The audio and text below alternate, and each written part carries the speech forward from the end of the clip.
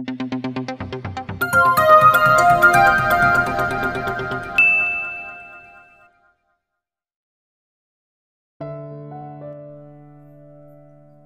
na ni Aliana na pumunta sa banyo at doon binuksan ang shower. Dahan-dahan siyang napaupo sa sahig at hindi man lang inabala ang sarili na maghubad muna bago magbasa ng katawan. Doon ay binuhos niya lahat ng sakit na kanyang nararamdaman. Pagkatapos ni Alianang maligo ay pinakalma muna niya ang sarili. Halata sa mga mata niyang umiyak na naman siya, ngunit hindi niya alam kung paano yun itatago. Nagpulbo na lamang siya at pinilit ang sariling ngumiti. Noong pakiramdam ni Aliana ay maayos na siya ay bumaba na siya. Sigurado kasi siyang tatawagin na naman siya ng kanyang nanay Mirna. Mabuti naman at bumaba ka na, ani Mirna. Halina't maupo ka na. Niluto ko ng paborito mong adobong manok. Sinarapan ko yan para sa'yo. Magiliw na sabi niya. Magmula noong umuwi si Aliana sa kanila ay mas naging doble ang pag-aalaga ni Mirna rito. Iniisip niya na kahit doon man lang ay maging masayang kanyang alaga. Salamat, Nay. Nasaan po pala si Kiray? Bakit parang kaninang umaga ko pa po siya hindi nakikita?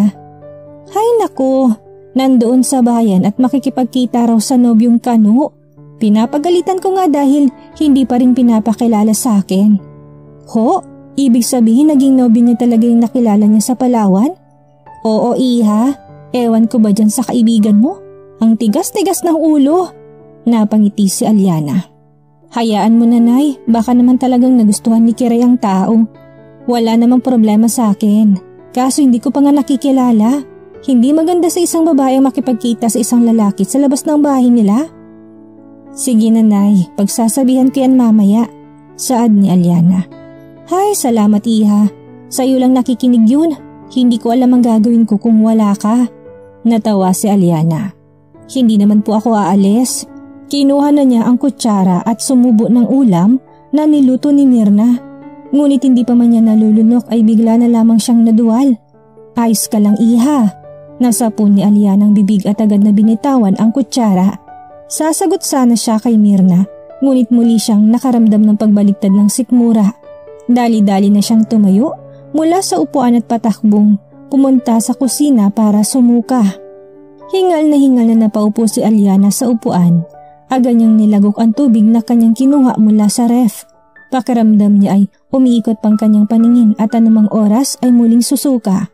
Anong nangyayari sa akin? Nalilitong tanong ni Aliana sa sarili. Sinapo niya ang dibdib at tumikim. Ngunit muli lang siyang nakaramdam ng pagkaduwal kaya agad siyang uminom ng tubig. Aliana, kamusta? Ano nangyari sa'yo? Masama bang pakiramdam mo? Hindi ka ba nasarapan sa luto ko? Diyos ko, namumutla ka. Nag-aalalang sabi ni Mirna. Sinapo niya ang noo ni Aliana at pinakaramdaman ito. Mabuti naman. Bakit ka nasusuka? Umiling si Aliana. Hindi ko po alam, Nay. Pagtikim ko po ng ulam, bigla na lang bumaligtad ang sikmura ko. Nagalmusal ka ba kanina? Opo. Hindi ba't kasabay ko kayo kanina? Oo nga pala. Bakit ka naman biglang masusuka sa... Biglang natigilan si Mirna. Matagal na tinitigan niya ang alaga. Iiha, kailan ang huling buwan ng dalaw mo? Nangunot ang noon ni Aliana. Po, nung nakaraang buwan. Bakit po? Ilang linggo nang nakalipas, napaisip si Aliana. Magtatatlong linggo na po ata. Bakit po, Nay? Masama ba yun? Nasapo ni Mirna ang bibig. Diyos ko, buntis ka ata, anak. Lalong nangunot ang noon ni Aliana. Napalunok siya at biglang pinagpawisan. Buntis? Pero buntis ka, anak. Naku, magandang balita to. Masayang sabi ni Mirna. Magbihis ka na't sasamahan kita sa ospital para makasiguro tayo. Pinilit na ngumiti ni Aliana. Hindi niya alam kung anong kanyang mararamdaman na maaaring buntis siya ngayon. Ilang linggo na nga niyang hindi nakikita si Blake. Wala namang ibang lalaki sa buhay niya kung hindi ang kanyang asawa. Ngunit ngayon ay sigurado siyang kasalukuyan itong nasa tunay na mga mahal nito. Diyos ko, anong gagawin ko? Tanong ni Aliana sa isipan.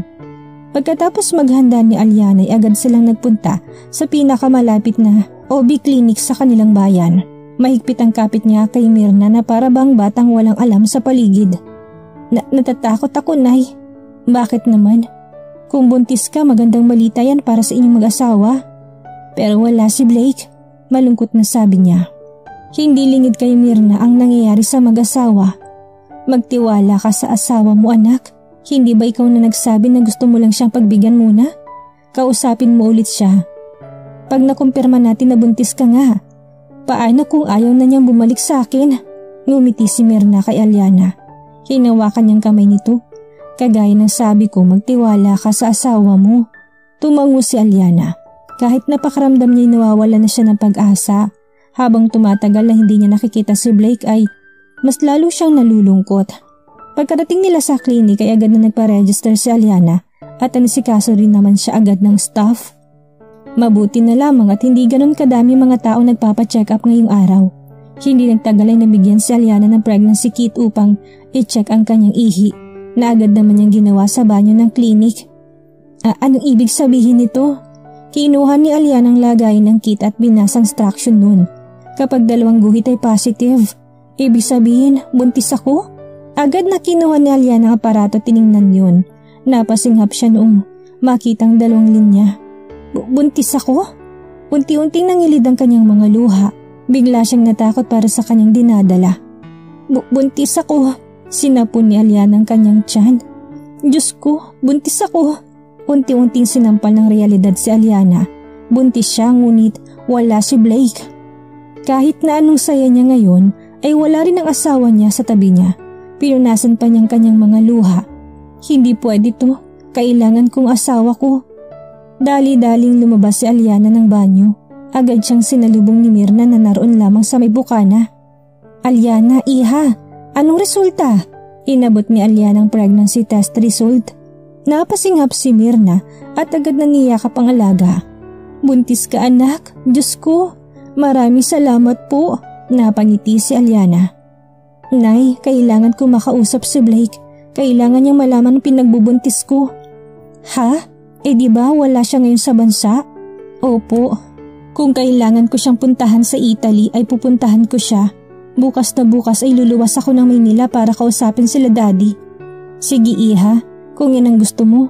Pero isama mo si Kiray. Hindi ako mapapalagay kapag ikaw lang ang mag-isang umalis. Opo, Nay. Sinapo ni Myrna ang pisngi ng alaga. Parang kailan lang ay patakbo-takbo ka lang sa asyenda at nakikipaglaro sa mga alaga nating hayop. Pero ngayon magiging ina ka na rin. Masaya ako para sa iyo anak. Kaya hanggat kaya mo pa, sige, puntahan mo si Blake. Ayusin mo pamilya niyo. Naluluhang sabi niya. Tumango-tango si Alyana. Opo, sisiguraduhin ko magiging maayos ulit kami ni Blake. Kung kailangan ko lumuhod ay gagawin ko para sa amin, para sa anak namin. Hindi na rin nagtagal sila Alyana sa klinik. Pagkatapos si Alyana ng i-ultrasound at bigyan ng vitamins para sa mga pagbubuntis, ay agad na rin siyang umuwi. Labis ang galak ng kanyang nararamdaman habang pinagmamasdan ng mother and child booklet niya. Kung noon ay gusto niya lang hintayin si Blake, ngunit ngayon ay porsigido na siyang maging maayos ang kanilang relasyon. Kaya naman pagka-uwi niya ay agad na niyang inayos ang ilang mga gamit. Nakangiti pa si Alyana habang naglalagay ng mga damit sa malilit niyang maleta. Patigil-tigil pa siya dahil panay ang hawak niya sa kanyang sinapupunan. Wait ka lang baby, pupuntahan natin si papa mo. Nakangiti pang sabi ni Alyana habang nakatitig sa salamin. Sigurado ako matutuwa siya kapag malamang narito ka na. Kinabukasan, naunang pumunta si Alyana sa Maynila dahil may kailangan pa raw ayusin si Kiray sa asyenda bago umalis. Ayaw pa nga sana siyang paalisin ni Myrna, ngunit nagpumilit na siya. Ang dahilan niya ay para pagdating ni Kiray sa bahay nila ay aalis na lang sila. Kakausapin na lang muna niya ang biyanan niya. Dumiretso si Alyana sa kanilang bahay para ibaba ang mga gamit niya. Ngunit natigilan siya noong mapansin niyang hindi na nakalakang pinto. Agad na dinalahit ng kaba si Alyana. Iniwanan niya mga gamit sa labas ng pinto at dali-daling binuksan yun. Wala siyang nakita sa sala ngunit may narinig siya sa ikalawang palapag. Nagmamadaling pumanik siya doon at doon nakita niya kung sinong nasa kanilang silid. Blake? Napatigil si Blake sa pag-aayos ng mga gamit. Agad na nangilid ang mga luha ni Alyana. Dali-dali siyang lumapit sa asawa at niyakap ito ng patalikod habang umiiyak. Bumalik ka. Akala ko hindi ka na babalik. Akala ko iniwan mo na talaga ako, Blake. Sorry. Humahagulhol niyang sabi. Hindi kumilos si Blake na natilitong nakatalikod kay Alyana at nakatingin sa kawalan. Sa huli huminga siya ng malalim at tinawakan ng mga kamay ni Alyana. Unti-unti niya yung tinanggal. You're wrong. Nangunot ang noon ni Alyana. Ha? Anong ibig mo sabihin? Hinarap ni Blake si Alyana. Hindi ako nandito para bumalik. I just came here to get some of my things and finalize works that I left here. Pagkatapos babalik din ako sa Italy. Pakiramdam ni Alyana may kung anong bumara sa kanyang lalamunan. Nakaramdam siya ng matinding pagkirot sa kanyang dibdib. Bakit? Bakit naman? Bakit pa nga ba? I want to be with my true family, Alyana. Kung ako sa'yo, bumalik ka na sa Hacienda. Ipapahatid ko na lang doon ang mga gamit mo at annulment papers natin. Annulment? Oo, nakikipaghiwalay na ako, Alyana. Babalik na ako sa totoong pamilya ko. Seryosong sabi ni Blake. Pakiramdam ni Alyana pinagsakloban siya ng langit at lupa dahil sa kanyang narinig. Lalong nanlabong kanyang mga mata dahil sa mga luhang namuo doon. Hindi na siya nakasagot dito. Unti-unti siyang humakbang patalikod. Akala niya magiging maayos na silang dalawa. Akala niya babalik na ito sa kanya. Pero mali pala siya dahil mas malala pang gusto nitong mangyari. Hinihiwalayan na siya ni Blake, ang lalaking hindi naman talaga sa kanya. Biglang napatigil si Alyana sa paghakbang. Nasa punyang kanyang noon noong maramdaman niyang bigla yung sumakit. Noong sinubukan niya ulit humakbang ay bigla na lamang umikot ang kanyang paningin. Hindi na niya napigilan ang sarili at biglang natumba at nawalan ng malay. Where is that bastard? Where is Blake? Galit na sigaw ni Don Lucio habang naglalakad sa pasilyo. Nagmamadali siyang pumunta sa opisina ng anak. Umaga pa lang nung malaman niya mula sa kanyang sekretarya ang tungkol sa plano nitong pakikipaghiwalay kay Alyana. Don Lucio, open the door! May himig ng pagbabantang sabi ni Don Lucio. Napalunok ang sekretarya ni Blake.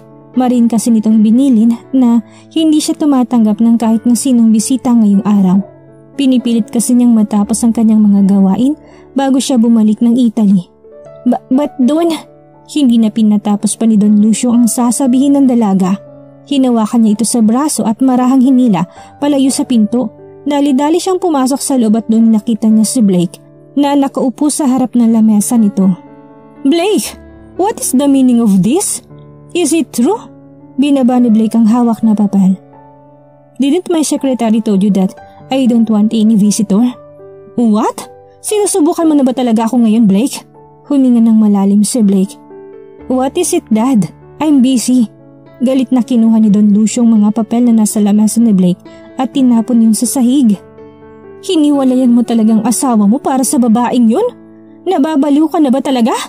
Naikuyom ni Blake ang kanyang kamao. Gusto na rin niyang sumabog pero pinigilan niya sarili. There is nothing of me wanting to be with my true family. Kung nasa ng anak ko, doon din ako. At isa pa, hindi ko naman talaga mahal si Alyana. Natigilan si Blake sa kanyang huling sinabi. Napalunok siya at nag-iwas ng tingin sa ama. You're really out of your mind. Hindi ako makakapayag sa gusto mo. Hindi mo hihiwalayan si Alyana. And why, Dad? Napatayo na si Blake. Sinalubong niyang nalilisik ng mga mata ng ama. All these years, you tried to control me. You controlled my life and I let you. It's just one thing that I was begging for you. It's Kendra. Pero nung ginawa mo, sinira mong relasyon naming dalawa. Sinira mong buhay ko kagaya na pagsira mo sa buhay ni Mami. Natigilan si Don Lucio. What did you say? Leave your mom out of this. Huwag mo siyang isanggala sa katigasan ng ulo mo. Bakit? Hindi ba totoo? Mom killed herself because of you. Kung hindi ka nagloko, hindi sana niya gagawin yun. Eh di sana narito pa siya. Shut up! You know nothing, Blake. I did what I had to do. Napailing-iling si Blake. Ngumisi siya at hindi makapaniwalang tiningnan ng ama. So, you can do whatever you want and I cannot? You are my heir, Blake. Then, I don't want it. I almost lose my life if it's because of... Biglang napatigil si Blake nung maalala niya si Alyana. Bumuntong hininga siya at tumalikod sa ama. I don't want any of this kung lahat naman ng nagpapasaya sa akin ay mawawala. Buong buhay ko sinunod ko kayo kahit nahihirapan na ako. I become perfect for you kahit alam ko na hindi pa rin sapat ang lahat para sa'yo. Kahit na ano pang gawin ko. I did everything for you, Dad. And for this family, I'm done with this. I want to be with my son. Muli si Blake na humarap sa kanyang ama. Did you also know that he is sick? Nangunot ang noon ni Don Lucio. Ha? See? It bothers me that you don't care about everything. How could you be so cruel, Dad? He is also your blood. Hindi tayo sigurado na anak mo siya, Blake. I did a DNA test. Aliana also did. And it all came out positive. He is my son. At alam ko hindi mo rin yun. Napapailing-iling si Don Lucio. Fine, kung yun ang gusto mo, sige. But you will never get anything from me. Tingnan ko lang kung mahalin ka pa rin ng babaeng yun. Kendra loves me. Hindi yun nawala, Dad. How can you be so sure? 5 years na kayong hindi magkasama at ikaw, do you still love her? Of course, hindi naman nawala yun. Really? Tumangot-tango si Don Lucio. Okay, if you really want to do with your family, I will let you go and leave everything to your child instead. After all these years, hindi ka pa rin karapat-dapat. Nakaramdam ng kaunting kirot si Blake sa sinabi ng ama. Buong buhay niya sinunod niya ito. Ngayon tama nga siya sa hinala na kahit na ano pang gawin niya para dito ay hindi pa yun sasapat. To my child, he is dying, Dad. Hindi makapaniwalang sabi ni Blake. Hindi lang siyang anak ng kanyang ama, ngunit gusto nito sa kanyang iwanan ng lahat. Kahit papano ay yun ang kinaiba niya sa kanyang mga kapatid. Siya pa rin ang tinuturing ng tagapagmana ng kanyang ama. Who said that? I'm referring to your bastard son. Natigilan si Blake. Napatitig siya sa ama at nakita niyang nakangisi ito. What do you mean?